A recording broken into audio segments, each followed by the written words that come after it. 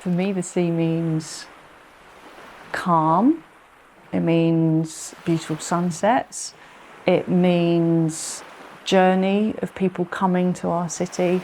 And it's also a connection. It's something that connects all of us together from around the world. It's a beautiful place to be, but it has that edge, that scariness with it. When you say sea, it always reminds me of that naval hymn, for those in peril on the sea. When you think of the sea, to me, it's both the ferocity and the magnificence of what the sea and life at sea can hold. I feel like the sea is a little bit part of me, and it's funny, whenever I've tried to live anywhere or spend any time anywhere where I'm quite far inland, it doesn't feel right, because I feel like that, I feel a little bit like that feeling of being a little bit tethered. Yeah, that's what the sea means to me. It means a way of life for me. It means my career, and it's just this tranquil, open space.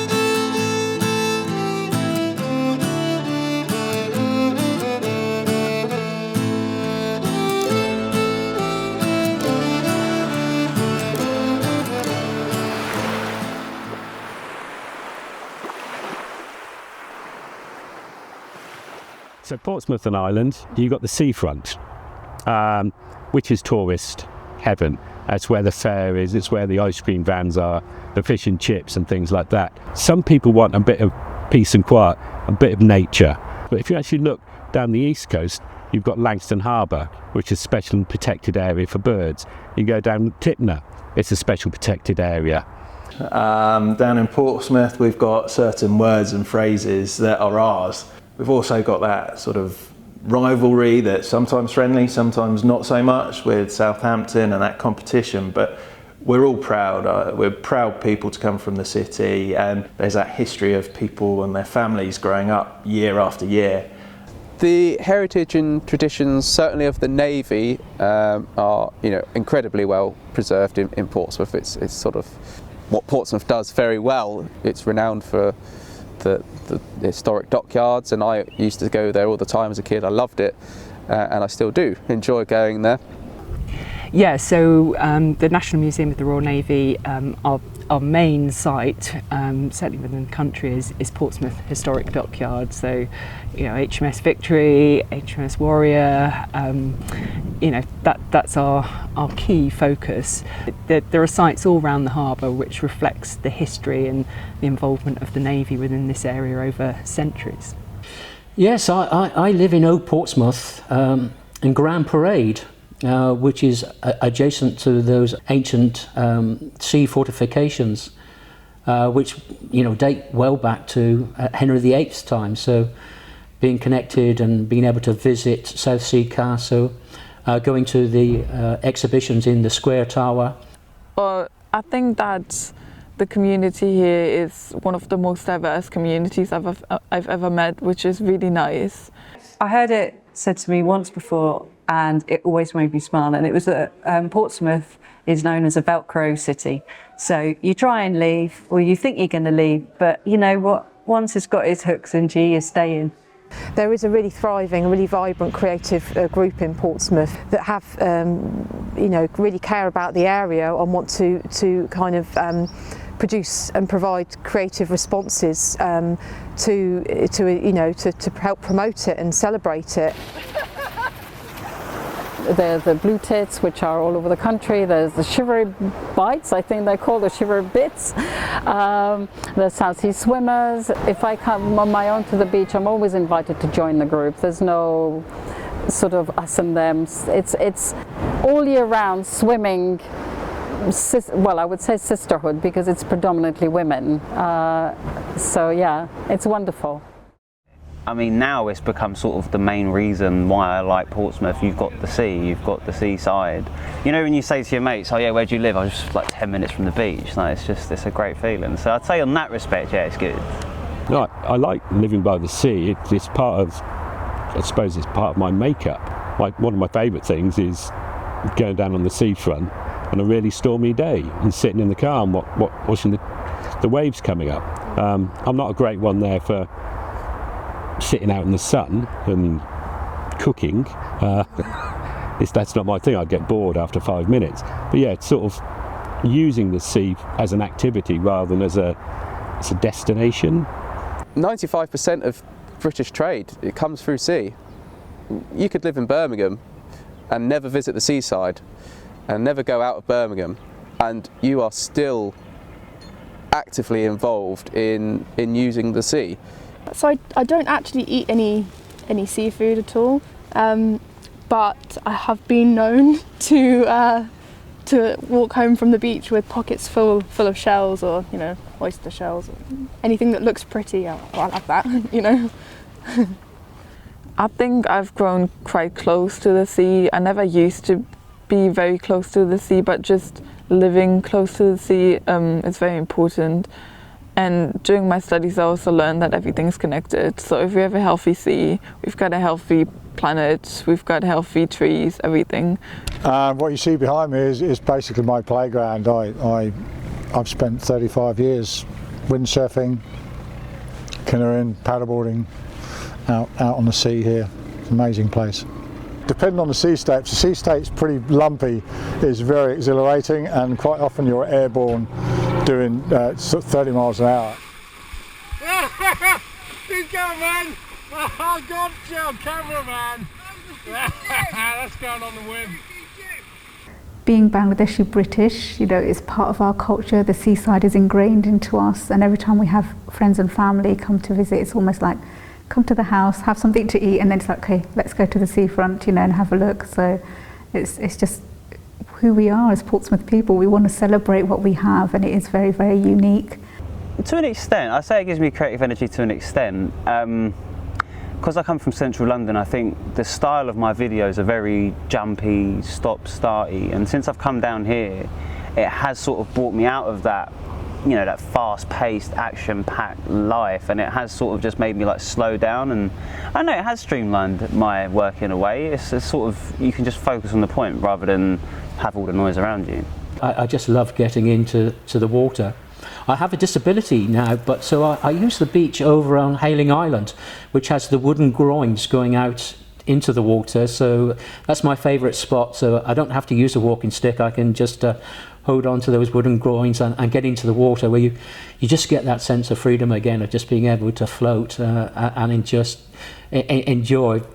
Sometimes I go to the sea because I just need to be by the sea, and I feel that I've been under a lot of pressure, and that the sea can kind of begin to calm that down. Especially I find with mental health, it's just a reminder that no matter how big your problem is, when you look at the vastness of the sea and the treasure it holds and the calmness, and when I'm standing right there behind me, it reminds me that no matter what problems I have, they cannot be bigger than the sea. Again, it just brings me back to that relationship with my faith. That again, there's so much more out there, more than who we are and what we are. We're here a very short time, and it's just like, wow, it's just so amazing. It's the lifeblood of the Navy. It's why people go to sea. They want that adventure. They want that experience of travelling to the unknown. But there's also unpredictability about it. But it's also brought people from all over the world to Portsmouth who've then settled and made it their home.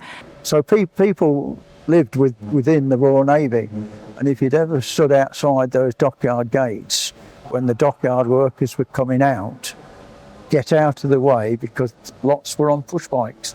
It was just a mass exodus of people on bikes. I support a lot of Royal Navy veterans. For them, like me, the connection to the sea is one which is continuous.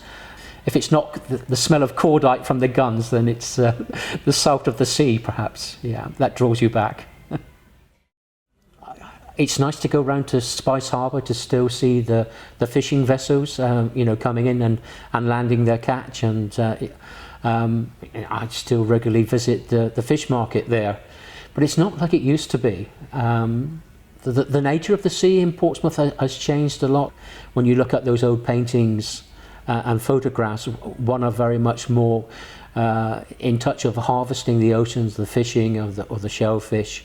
The fishing fleet's smaller than it used to be, and you've got sort of a real split in that between individual sort of recreational fishermen and small day trawlers, and then you've got the bigger ones. So there's an element that's been lost around that. Now people don't appreciate it as much, I don't think. They just like their convenience of having like fresh fish, and they don't really care where it's coming from. So I feel like we should have a closer connection to everything. The biggest change is probably the rundown of the dockyard, less and less used. I mean, at one time, you would have seen the dockyard actually full of ships. You would come out into the top of the harbour and all you would see is sailing boats, boy seamen being trained to sail boats. And it would just be a mass of sails. You wouldn't see that today because of the cross-channel ferries. So here we are affected by Southern Water's largest wastewater treatment plant, which is behind you in the top of Langston Harbour, which flushes out. Also we have a discharge point very close to the university's sea school in the harbour entrance, and when they discharge, the discharge comes round to our beach, and if you are in the water you know about it because you can smell it, you can see it, and that's when it's time to get out because people get sick here. People have even been hospitalised for being here. Dogs who go swimming in the sea have been hospitalised.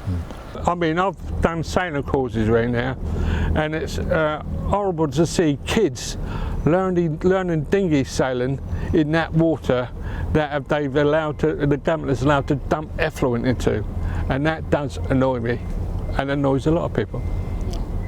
It doesn't stop at our feces. When we speak about sewage, there's also undigested medication. There's hormones that go into the ocean.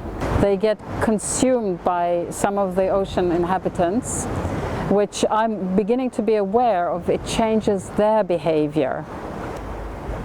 It is so irresponsible of us to treat the ocean as a sort of dumping ground without actually pausing to think about the effect of it.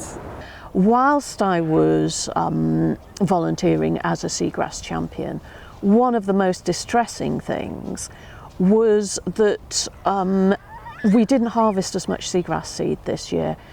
Now, I don't know whether this was the cause of that, but a lot of it was covered by algae, and that impedes its growth, and that is caused by sewage and runoff from farming. I think the only thing I dislike about it is just the pollution, the amount of plastic, especially plastic pollution. Obviously, there's been so much damage that has been done, which threatens the sea life and the oceans. Especially when the days are hot, people do come in and with their picnics, and sometimes they do barbecues around as well. There's a lot of litter being left, and even say coal and ashes and things that shouldn't be there really. I mean, obviously a big concern is with rising sea levels that what will happen to the coastline. So clearly the city is going through quite a development at the moment to try and mitigate the risks from that, but it's always going to be a threat. And you know, when I was a child, something that seemed generations away suddenly isn't. It's happening now in my lifetime. So, you know, that is quite a big concern. So the sea defences across Portsea Island, they have taken quite an ecological approach. So instead of just constructing a hard seawall and that being that, they've textured the seawall to encourage sort of intertidal species to colonise the seawall. I don't believe that the sea's going to rise as much as they say. And in this city, that we're being walled in. It seems when you come across down Eastern Road now, you can't see a lovely view of the sea near Aylen Island. You know, and why does it need to be that big? You know, they estimate it's going to rise a metre. I cannot see it myself, and friends of mine cannot see it. I mean, I've seen so much of, you say, on the seafront damages with big storms over the years. I mean, Pyramids was closed a couple of times, flooding completely because the seawall broke. So there was all the danger of a breakthrough. So what's going on today is to protect Portsmouth. People want to go on the beach and play safely. And I think the sea defence is being done, the way it's been laid out, I mean, won't know until it's properly finished what effect that will have on what you can go on the beach and can the kids play here but not there. The sea has a space in a lot of people's hearts. There are people that live here because they like to be by the sea. There are people that visit here, that don't live here, that visit Portsmouth regularly and have been doing for years because of the sea. I like to think that you know, some of the changes that have been made, a lot of the changes that have been made are with people's with those you know, those emotional attachments that people have, you know, in mind. I have to say, as a seafront city, I think the council actually do really well at trying to host events that make the most of the sea and make use of the common and allow the population to sort of come out and enjoy it. So, you know, from that side of things, I think it's really positive for the local community. The only thing I would say, if anything, with Portsmouth people, they're not happy, they're going to tell you.